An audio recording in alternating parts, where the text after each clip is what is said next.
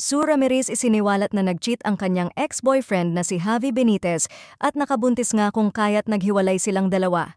Dahil sa pagtrending nga ng halikan ni Sue Ramirez at Dominic Roque, hindi na nga din matigil-tigil ang issue kung sila nga ba ni Dominic ay may relasyon o wala. Sa kanilang halikan issue, walang naging kumpirmasyon si Sue Ramirez kung sila nga ni Dominic, ngunit sigurado naman siya na siya ay wala na ngang nobyo nung mag-trending ang kanilang video.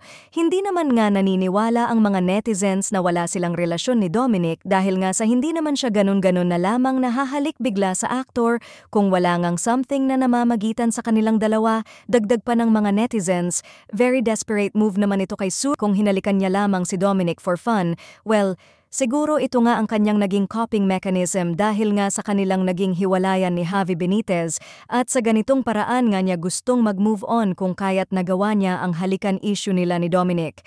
Aniya pa nga ni Sue sa kanyang naging kumpirmasyon ay talagang hiwalay na sila ni Javi at kakahiwalay lang nila. Ngunit ang tanong nga ay kung talaga nga bang nakabuntis ito ng ibang babae?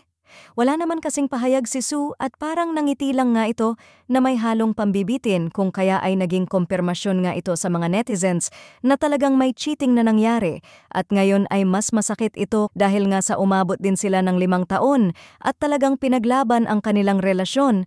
Naging masaya nga ang kanilang pagsasama, ngunit anong nangyari nga ngayon? Sa isang article nga kasi ay may isang unknown source na nagsasabing kaya naghiwalay si Sue Ramirez at Javi Benitez ay dahil nga gusto nang magkaanak ni Javi at si Sue Ramirez ay hindi pa nga handa kung kaya't nakagawa nga ito ng kasalanan at nagkagusto nga din sa ibang babae.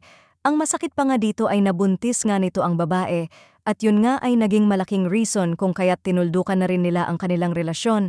At kaya nasa Siargao ngayon ay para nga mag-enjoy at makalimot sa mga pangyayari.